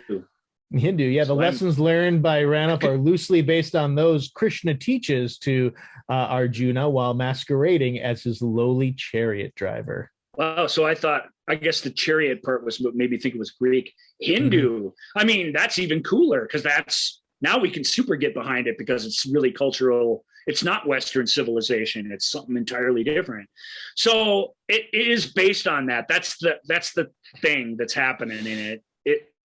They didn't just pull a quote magic Negro out of their pocket. They gave this a lot of thought. Yeah. The problem with Will Smith's character is that he just doesn't do anything substantive in the film because he's just a caddy in a golf match. And that isn't enough really for a character to need help to navigate through. You feel like he helps him through life, but I mean, maybe I'm wrong, man, but I just feel like he doesn't really help him at all. He doesn't help him with golf. He doesn't help him do anything. He doesn't even coax him into the match. So that's weird to me. Plus, Matt Damon, our hero, he's a World War I vet who was a rising golf star before he went to the war. And of course, like a lot of people do, he survived the war, lost himself in the war. The film says did not want to return to a hero's welcome. So he just sort of disappeared and became sort of this sort of grumpier version of Brad Pitt from A River Runs Through It. Mm-hmm. And that's not enough. The horror of war isn't shown. We don't experience it. His trauma doesn't seem to be really much more than he just is grumpy and you know what I mean? Like there's not enough there that's happening for me to get on board with it. What I will say is that as a straight up golf movie, a period golf movie, it's one of the top ones. Okay. There's like 2 or 3 really good ones. Yeah. And because the golf is really, really cool. The 2 other golf characters that are in this exhibition tournament that they play are based on real people who are very interesting people played by sort of unexpected guest stars in Bruce McGill and Joel Gretsch. Gretsch in particular is really, really good in Legend of Beggar Vance. So is Charlize Theron for what it's worth. In the end, it's not worth much. Mm-hmm. None of it is. It's got a really good kid performance. It's got just lovely cinematography, but the whole thing is so turgid and meaningless. By the time it's over that, I'm like, this isn't, it needs to be more than this. It has to be more than this. Gretsch's character, actually, the cooler things that Matt Damon's character does in the film are attributed to his real life character. There's this moment. I can't remember Gretsch's character's name. You can tell he's a real life. Bobby Jones. Yeah, Bobby Jones. First one to win the Grand Slam, which was all the championships in one year, which was a different thing than it is now, but still was an incredible accomplishment. He missed doing it another year, which would have been mind-blowingly amazing because he was moving debris around his ball, and the ball rolled like nothing, just a few inches away. And he, even though nobody wanted, his opponents, the crowd, the judges, no one wanted him to take responsibility for that ball moving. He saw it move and felt he had to take integrity. He ended up losing that match by one stroke. Yep. So it really, and yet he's this guy where that's part of the legend of Bobby Jones is, you know, he was this wonderful golfer, quit kind of early, but had this incredible integrity and stands up for everything that's pure in the game. But if you're not into golf, man, I don't know what's in this movie for you, because none of the other stuff is treated with any weight, really. There's a suicide in it that's sort of impactful, but he just doesn't want to deal with any real trauma. At least Horse Whisperer does that. And these films are similar in a lot of ways. They came out around the same time. They're similar in their delivery. But Horse Whisperer, the inciting incident, is you feel it. And that's important. This sort of Matt Damon silhouette standing above the trenches with this voiceover explaining that war is hell. That's not enough. That's not enough. If this is about recovering from war, if it's about reconnecting with your past, it's about moving on into the future, whatever the hell it's about. Even the sage, wise, magical character who comes in has hardly any lines and doesn't help our main character or us at all be better in life. So I'm not sure what is even going on here, really. Maybe I'm wrong about that, but I just feel like Will Smith doesn't do anything useful. He does carry the clubs for, 7/10 of the match. But that's it. That's it. Yeah. And maybe that's the point. You got to do it yourself. But what a weird thing to have a guy like that in a movie like this, a huge star. Not as huge in 2000, but huge enough. Right? It's one of the movies he did right after Independence Day. And I don't get it, man. I don't hate it because it's not a contemptible movie, but it's, in fact, there's some great speeches about golf. The kid's got one, why it's his favorite game. Bruce McGill, man. He's got a great one in the club after one of the matches. So there's some neat things in it. Charlize really, she's like just refusing to be in sort of a dumb movie. She goes down swinging, but I just don't think it's. I can't disagree with anything that you say, and I think it's appropriately. I mean, I had it dead last on my list because really? To me it's not even. It's just the ambition isn't even there. Sure. Our next movie at least has some, and that makes a difference. That makes it. It makes a difference. Sure. I use the word turgid. That's not a word you hear me use on the show very much. But it fits this to a T. Yep. That doesn't mean it's terrible or it's super boring, but it's uninvolving in all the ways it should be involving to me. And so that's my one person's reaction to it. All right. Maybe I've lost the magic. Legend of Beggar Vance is our number 7 film. In 2007, so he had a 7-year break while he's doing some filming and doing some Sundance-y stuff. And Robert Redford teams up with the Tom Cruise and Paula Wagner after they got kicked out of Paramount. Yep. Revitalized the United Artists jingle, and the first thing they did was a weird multi-part fractured narrative about the war in Iraq, or is it about Afghanistan? I can't remember which. Afghanistan. Okay, yep. So a slightly less illegal war. And it was a weird choice at the time. It's sort of funny because all their stars willed that thing into profitability. It made about 83. It was a semi-modest movie, made about $83 million at the box office. It was pretty good, but it didn't do quite what any of them wanted, and it really has that feel to it of a movie that it doesn't quite make it to be what it wants to be. But at least Lions for Lambs is what it's called. At least it wants to be something that's important. Most of Redford's, not all of his films, so like taken in as an actor or as a director, but most of them are, certainly all of the ones we've talked to up until this point, are politically neutral. And Redford is not a politically neutral guy. He's a dyed-in-the-wool surfer, liberal conservationist. Like he is really, really. He's not, his liberalness isn't extreme, but the fact his steadfastness and his beliefs to that degree have been known from the start, and they've been consistent to the present day. And so this is a film that deals with war from different perspectives. Again, I'm sure that's what appealed to him. He himself plays a college professor explaining to a young Andrew Garfield the story of these two soldiers that he used to have as students, played by Derek Luke and Michael Pena. And Derek Luke and Michael Pena, it's their story, the one that doesn't involve any movie stars. It's the story of war, and it really is the story that works. It's really just a combat story, but it works because metaphorically it does all the things that Redford and Redford's character, frankly, want it to do. Right. And if it were just that, we'd have had something much simpler, but and perhaps a little simplistic for a war movie. But I think we would have had something simple that you could say it's this. Where the movie is different is it has this reporter played by Meryl Streep, right? Yay, Meryl Streep, interviewing this young, ambitious congressman played by Cruz. Really well played by Cruz. It's a verbal diarrhea sort of role, and he really gets this guy and is really willing to play the sort of ugliness of the things he thinks and says.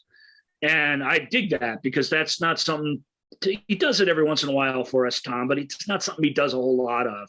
And it doesn't really compare to his villain character in Collateral, because that's the villain assassin. Like, it's cool. Even if we're not supposed to like him, we love him. We love spending 2 hours with that guy because he's cool and he's a killer, and he's like one of those bad guys that you love to love, essentially, for better or worse. That's my take on that film. He's playing just a jerk, ambitious congressman who's got this sort of unconventional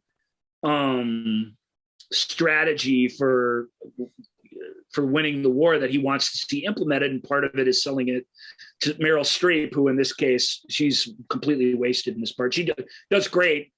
Tom needs somebody in the room with him, but I always think this part, if it were played by like Catherine Morris or just somebody with not the huge actor profile, but a decent actor, this all I think would have played a little bit better. But I think it's the two superstars squaring off against each other sort of lets it down. But it was inspired by a guy was watching the writer. Who's the writer's name? Because he's pretty clever. It was Matthew Michael Carnahan. He was inspired by, he was watching during the war, he was watching a USC football game, and the scroll at the bottom was talking about this incident where this personnel carrier tipped over into a ravine and a bunch of people drowned in the war. And the two things inspired him to write this story of this sort of multiple perspectives and how, the sort of unfeeling way they interacted on his TV. And of course, the film kind of in a brilliant sort of way ends with this real news where at the bottom of the scroll, you see that this congressman's plan actually is going to be going into effect. And I dug it, but I didn't, something about it I don't like it. I feel like it just keeps falling flat on its face, even though it really, really means well. I think the overt, we're going to talk about a couple political movies coming up. He didn't really shy away from that near the end of his career, but those movies are human in a way that this movie, even Redford talking about Derek Luke and Michael Pena, is a lesson. It's a lecture. And that's what the film feels like. It feels, and it feels like a lecture, but it also feels like a lecture we've already heard 14 times before. Sure. There's nothing new going on. It's just, it feels like, and it's just, even, we're the choir and he's the preacher, and we still feel like, Jesus, this preacher going to really preach about this again? Yeah. It's enough. Yeah. That's how I felt. I remember when I watched it, and obviously it's been years since I watched it, but I just remember just going, okay. It's the only film. It's the only film, even Legend of Beggar Vance, which has it in spite of itself. It's the only film on this list that lacks any human subtlety whatsoever. Yeah. The soldiers come close, but they're only a little under a third of this thing, and that's not enough. And so what's this one ranked? Or did you have this more one to is say about number 9? No, I don't need to talk about it. It's number 9, and it's number 9 for a reason. 9 out of 9. Yeah. It doesn't have it. It has a cool point of view, and I appreciate the lesson in it actually, but it just doesn't have any of the strengths of a Robert Redford movie, which is, like I say, that human element that just isn't really here. It doesn't help that it's packed with stars. That's how they were trying to sell a movie like this. Well, yeah, it's Redford, Streep, Cruise. I mean, what? Come on, that's as good. And it's based on that great quote. It's like a World War I quote, I believe, where it's like, yeah, there are a bunch of lions being, commanded by a bunch of donkeys, and that's part of the story, which I think is pretty cool. Which was later paraphrased as lions for lambs. Mm-hmm. So I like it. I get it, but we get it. We really do get it. We get it. All right. So next and up. It's not even, of all the uncrowd pleasing torture films and all the, it's one of the most pedantic and worst ones because it just doesn't get you there in a human way. Nope. That's what sucks about it. Yeah. It's boring. Yeah. All right. In 2010, so 3 years later, we get The Conspirator. Yeah, the American Film Company, which I think ended up only releasing about 3 or 4 films. It's Maiden Voyage. And I really wish that was something where if they'd have thought of that in 1991 or something, you might have had something. 2010, sorry, you guys, way, way too late to think that you can just make movies about American history lessons. That was never going to play. They made a World War II movie about a plane that gets lost at sea, and they made a movie about Adrian Zapruder, who shot the Kennedy assassination, right? With Paul Giamatti, which is pretty good. They're both pretty good, actually. But the crown jewel, as you would expect, was this first one, where even though it's a very modest film for a period film, it trotted out big time actors and a sort of amazing thing that, again, has sort of been brushed, I said it before, swept under the rug of American history. Yeah. This incident, this trial that happened, if you can call it that, hearing, I don't know. Yeah, the inquest, the tribunal. It's a tribunal. It's a military tribunal. Yeah. Yeah, right, for non-military personnel, right in the wake of the Abraham Lincoln assassination.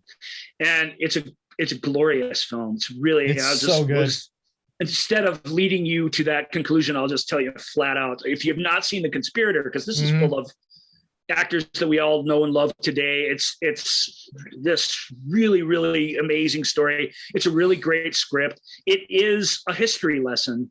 Yeah. First and foremost, this thing is a history lesson. But because of Redford's involvement, because the script is very clever about the perspectives that it brings to it, and because Redford as a filmmaker really delivers on those different arguments and different perspectives, because it really is a film about people arguing with each other. It's stunningly good. There's we open right in this sort of cold mountain opening where James McAvoy is captain I think he's a captain in the Union Army near the end of the Civil War, and his pal and played by Justin Long are lying in this thing he's trying to keep his friends they're both injured. They're both injured and bleeding, and McAvoy's trying to keep him awake, keep him alive, keep him distracted. Just keep him to forget that he's dying on the battlefield, essentially. And it's this great heroic moment. And the two both return to Washington, where they're conveniently from or thereabouts, the nation's capital, and they're given a hero's welcome. Truly, there's this great scene where Tom Wilkinson, who is he a senator? He is a senator. He's a senator. Yep. Senator from Maryland. No, Maryland. Yeah. Maryland. He's from Virginia, but he's a senator of Maryland. That is an important distinction. Yeah. Very much so. Yeah. True. So I don't know. We can get deep into the weeds here because the period details and the story and biographical details are so kind of amazing and cool. But he introduces his protege, this young lawyer that McAvoy plays, to the head of the War Department, played brilliantly in only a few scenes by Kevin Kline, who's Danny Huston, Cole Meany, Kevin Kline, Tom Wilkinson. You know, it really piles on awesome actors in these roles that aren't really central to the thing. And that's a testament to what Joel was talking about at the beginning of the show. Actors who are really good, who don't normally sign up for little roles like Kevin Kline, showed up for this thing to do it because of Redford. And that's the only reason why.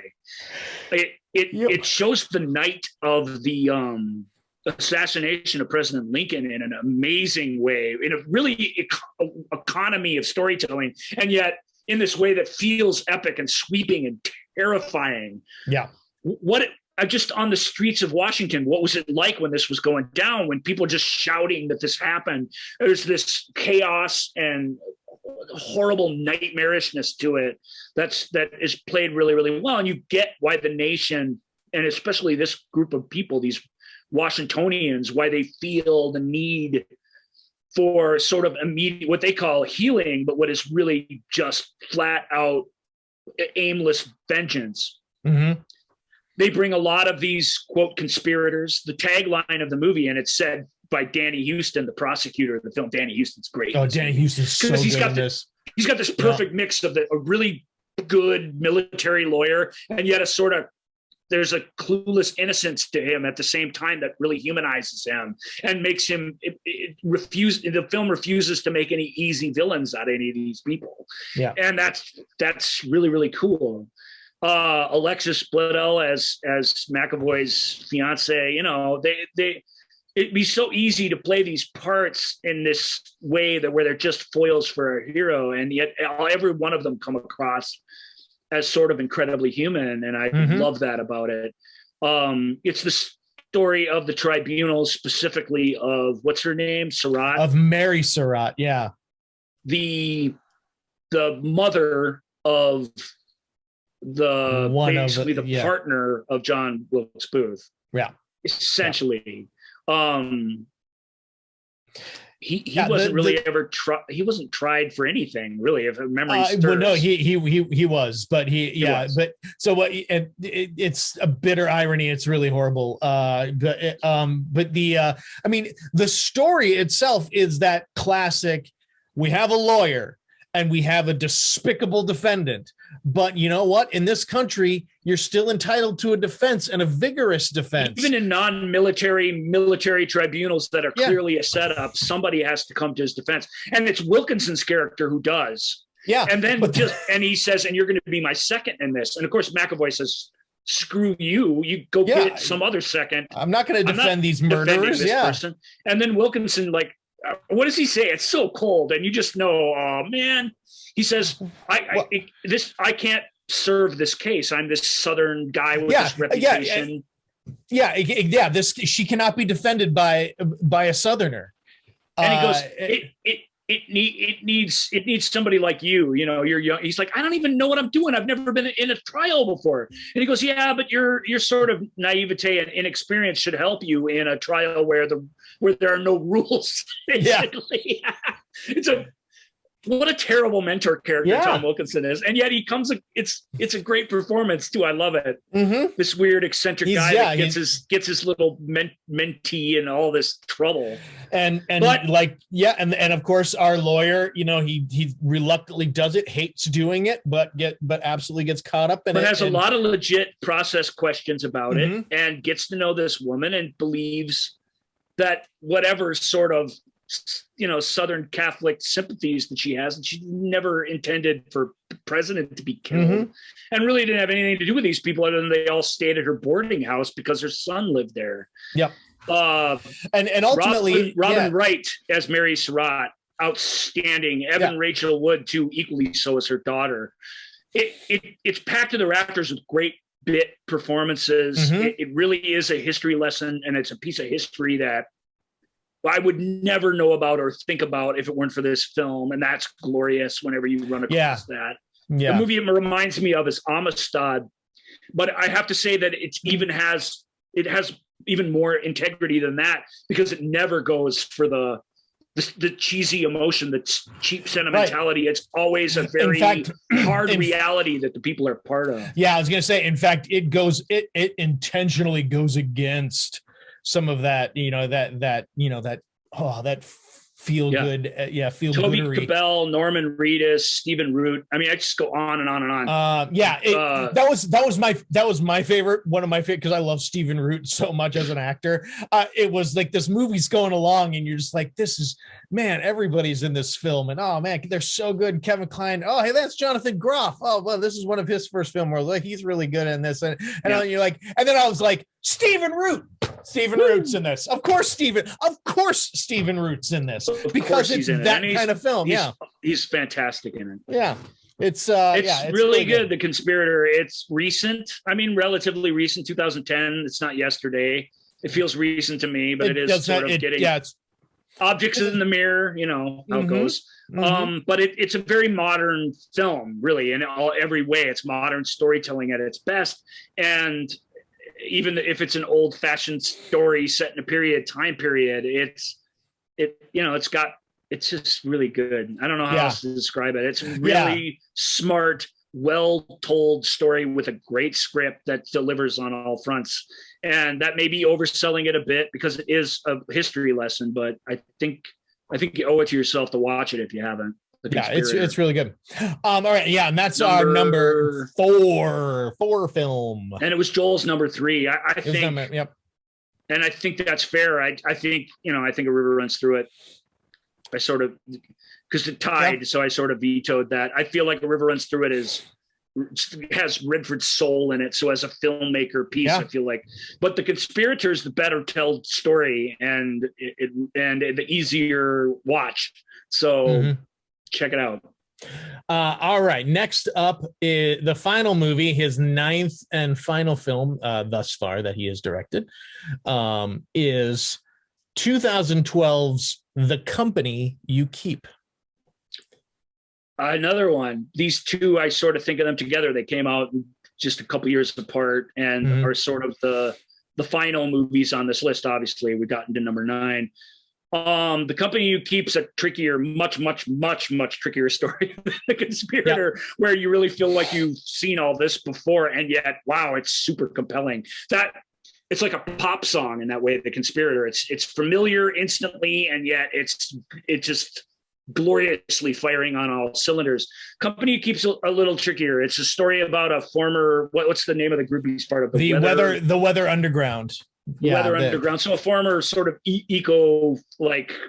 liberal terrorist back in the 60s. They were part of the Weathermen who were anti-Vietnam War protesters, and then they were like, hey, look, sit-ins ain't doing it, and the Weather Underground stepped it up and got violent. And some amazing people play former members of that: Susan Sarandon, Julie Christie, and Robert Redford himself. Redford plays a guy who's been discovered because of it's a plot heavy film, really plot heavy. It's one of those movies where the journalist is tracking the mysterious guy across the country. And so it's revelation after revelation after revelation. And this inciting incident that they have all changed their names and gone into hiding all these years over. The truth of that is also slowly revealed to you in the film. So I don't really want to get into all that. Susan Sarandon, in a cheap stunt by the FBI, is about to turn herself in and reveal who she is, and is arrested at a gas station against her will, so she doesn't get credit for turning herself in, so they can throw the book at her a little bit harder. Sarandon's not in it much, but she is fantastic in this film. She has an interrogation scene that is absolutely just crackles. It crackles. It's so good. Yeah, it's really, really good. It's worthy of her few days of involvement. The crack reporter, what really is sort of one of the main characters anyway, is played by Shia LaBeouf, and one of his my favorite performances of his. Here's what I'll say: as someone who, I haven't seen the Transformer films or anything like that, but it's like when I watched this, I'm like, oh, I get why he's a big deal for a while. He's really good. He's so weirdly charming in this. You get why everyone is willing to share information with him. And yeah, him and Redford scenes together in particular are stunning.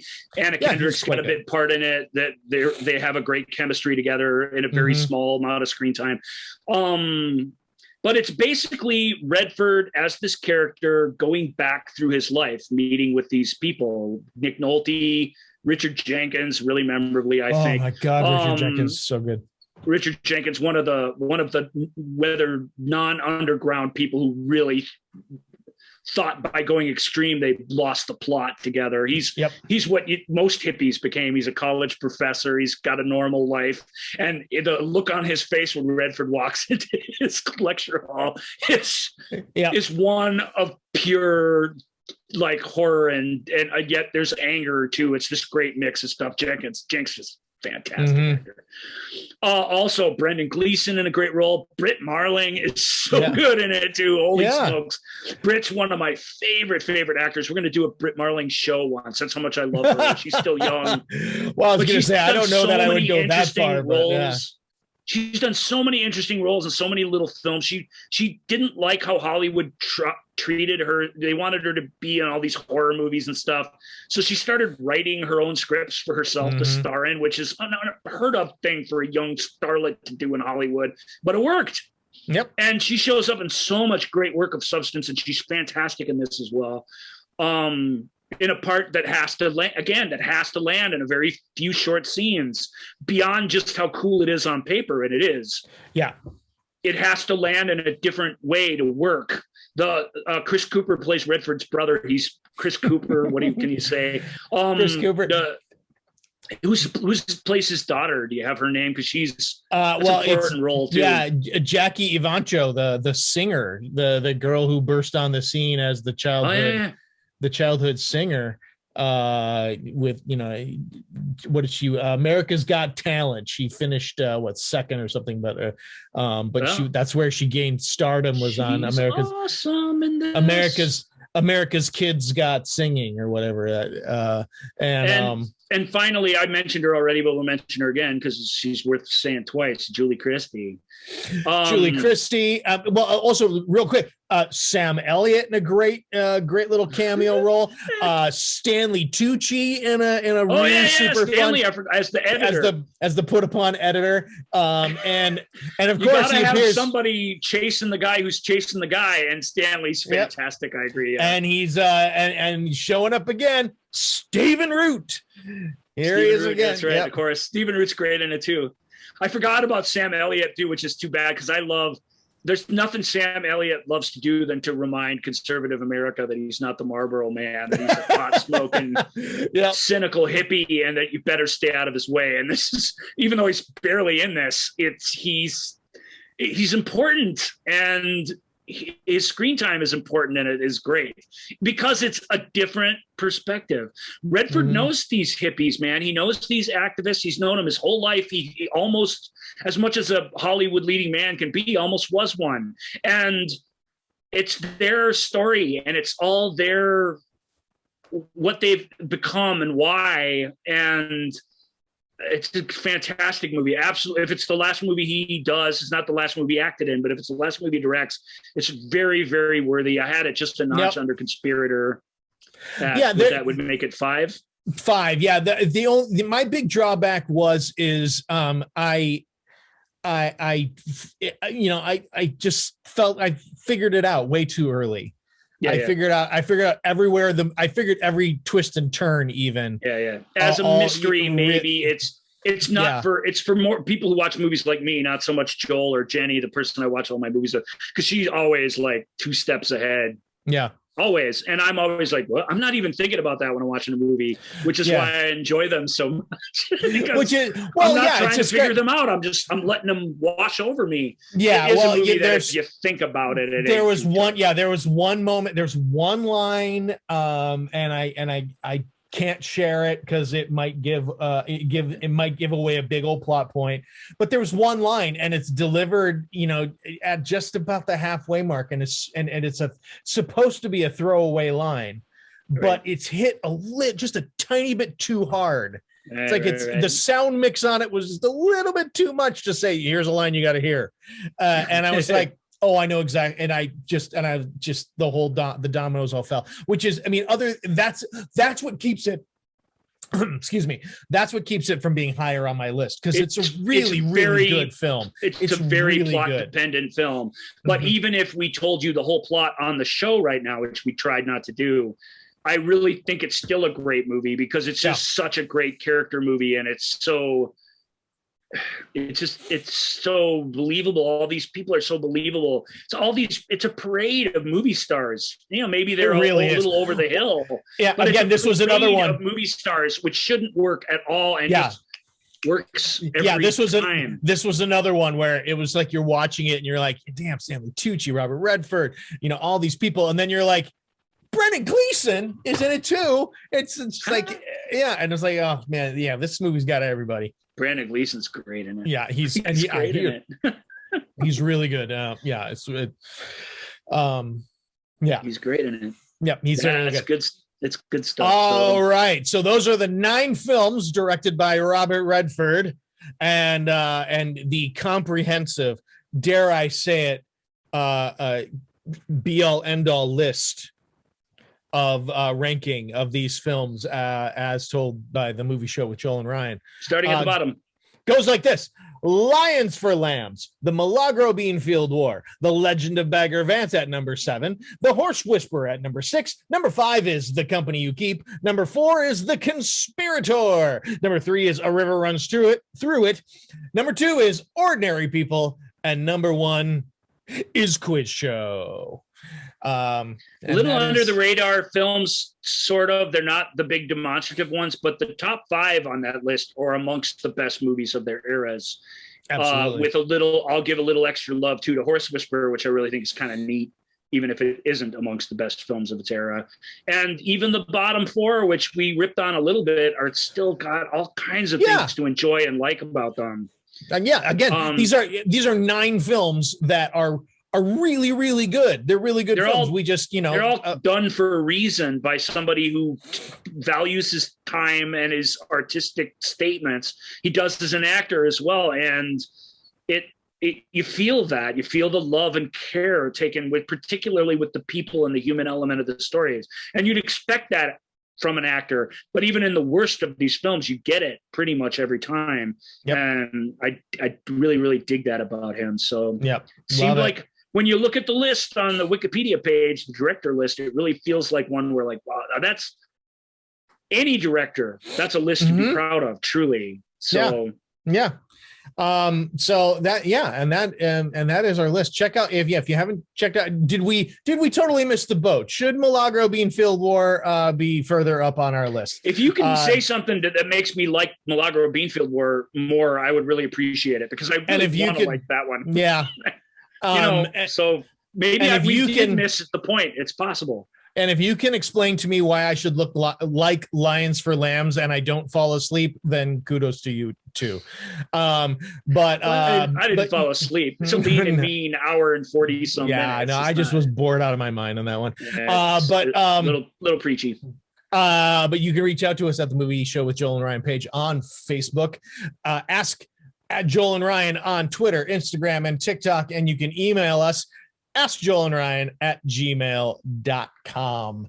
All right, everybody. Next week, boy, do we have a next week's show already? Or is that's right. We're working on show next week, baby. Oh, yeah, that's right. Next show. I am going to be on a tryptophan sleeping jag. So enjoy your holiday. We here at the Movie Show with Joel and Ryan, you know what we're thankful for?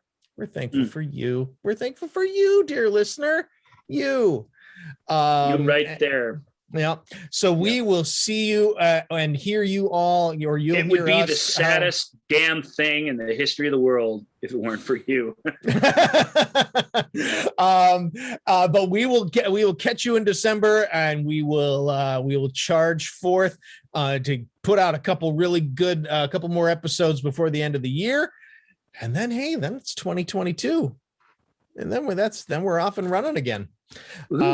All right, everybody. Thank you all so much for joining us on the Movie Show with Joel and Ryan. Until next time, happy Thanksgiving, everybody. Happy Thanksgiving. Thank you for listening to The Movie Show with Joel and Ryan. Remember, all views and opinions represented in this podcast are personal and belong solely to the speaker and do not represent those people, institutions, or organizations that the speaker may or may not be associated with, unless explicitly stated. None of these views and opinions were intended to malign or deceive. And now, here's the producers, circa 1982, to play us out.